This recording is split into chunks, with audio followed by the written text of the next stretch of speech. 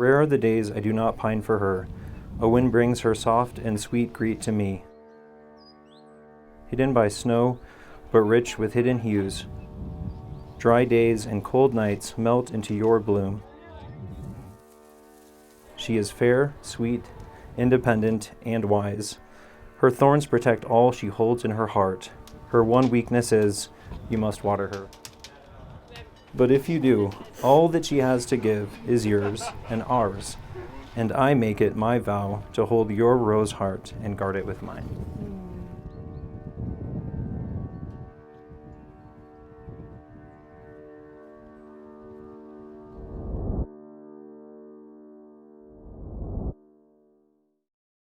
Today, as you came into Taos, you crossed over the gorge that's really the gateway to this spiritual place.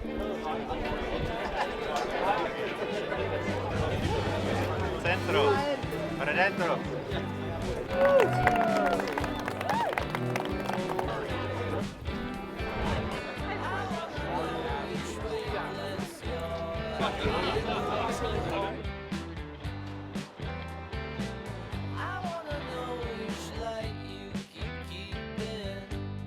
Thank you for coming. Thank you for coming, guys. Enjoy the tequila and mostly the donkey. Buen provecho. Cheers, babe. They met under the cloud of COVID, and online, of course, because that's what you did during COVID. And really, in many ways, today's wedding is just a culmination of their first date. And that may sound a little interesting to you, but their first date has never really ended because they haven't really ever been apart since their first date. Now, the Bennetts like to think that they had the second date when they came out to visit in Phoenix right after they met, but they hadn't been apart yet. So the first date is still happening, and it ends today in a wedding. So we're just happy to be here that, it's one date and done. So congratulations, that works out really well. Now that first date almost didn't happen because you may or may not know that Haley is kind of a hidden internet stalker.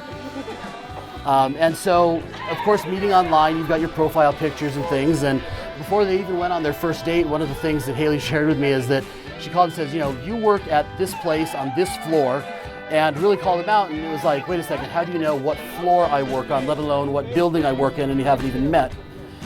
Little did they know at the time that they had actually been working in the same place for quite a while, on the same floor for quite a while.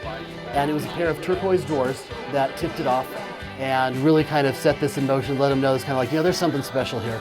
And so they've got to not only enjoy that, but it's kind of a funny moment that she likes stalking him. So just, know if she comes up with something weird and points something out in your life, she's probably found it online for you. She's actually really, really good at that. So, and apparently if somebody needs, like what Chris has just said, if somebody needs somebody investigated or checked out, so if anyone's dating, needs a little help there, contact Haley, she can hook you up afterwards.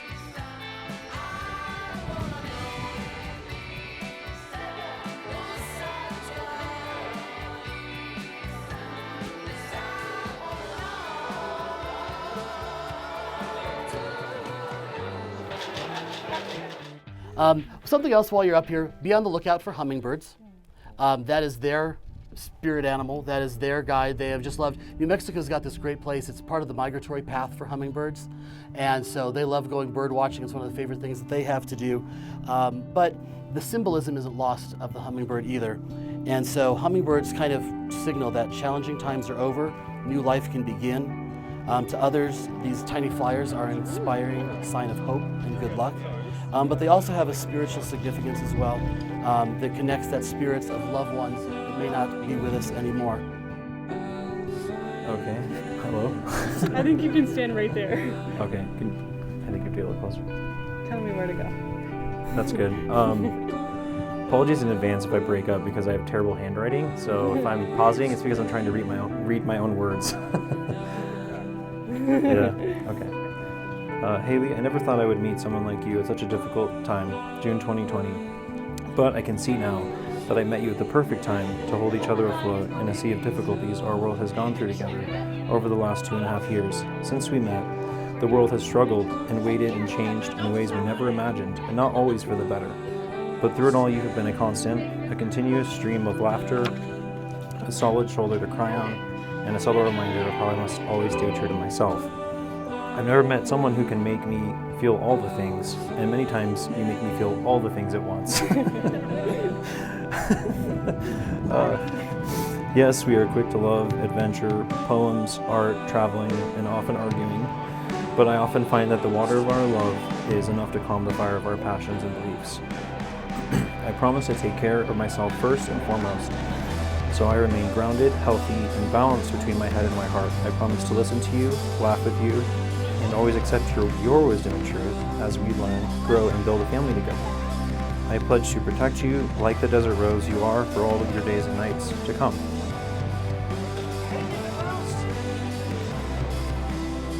Chris, from the moment I met you, I was enamored.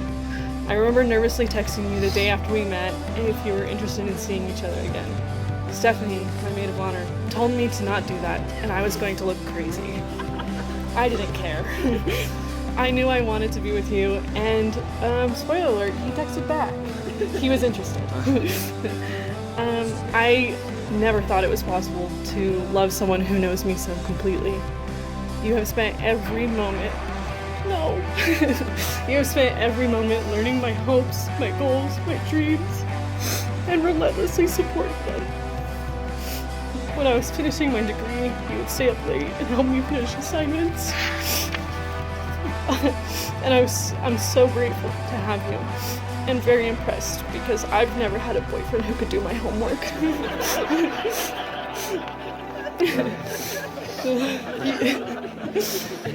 You consistently stand next to me and let me reach for the moon, even if you think it's a little crazy. You bring so much adventure and curiosity into my life, and I learn at least 5 new things every day listening to you. It's hard to put into words how wonderful and beautiful you are. I remember when we went to Maine for the first time and visited my grandfather. We sat and talked for a while, and he told me something that I would like to use today. He said, I never have to worry about tomorrow because I know what I will be today. I can't tell you the future or know what will happen tomorrow, but I know I love you today. And for the rest of our lives, I will love you today and never worry about tomorrow. Thank you. One of the things that Chris and Haley both asked that we share is they both have close people that they've lost that aren't able to be here today.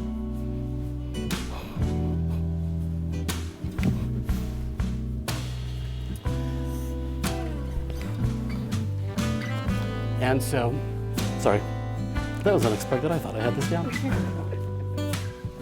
And just on a side note, as I was kind of rewriting script today, sitting outside up on my deck in the balcony, sure enough, hummingbird came by. And I have no doubt who it was. Before I wrap up, I'd like to break some news to you all. And that is that Chris has been married before. Multiple times, actually. And that would be to his little sister, Amy.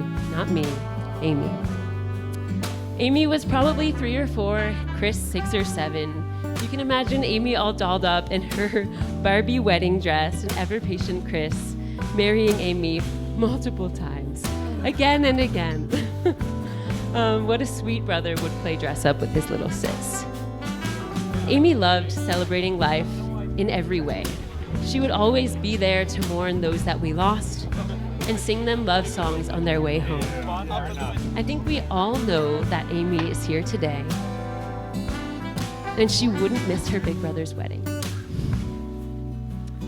She is here by our sides, and if she had her way, she'd sing you a love song and embrace you with open arms, and then pull us all to the dance floor to revel in the love that we celebrate tonight.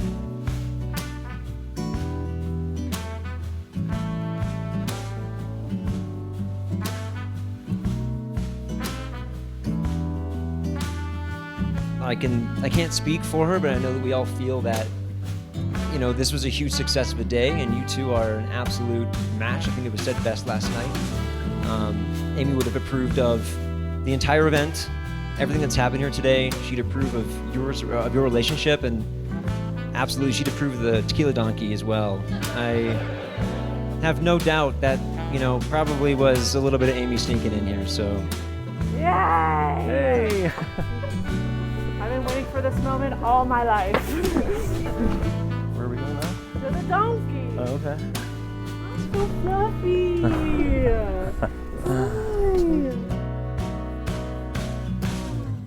Here, now, we forget each other and ourselves. We feel the obscurity of an order, a whole, a rendezvous within its vital boundary in the mind. We say God and the imagination are one. How high that highest candle lights the dark. Out of this same light, out of the central mind, we make a dwelling in the evening air, in which being there together is enough.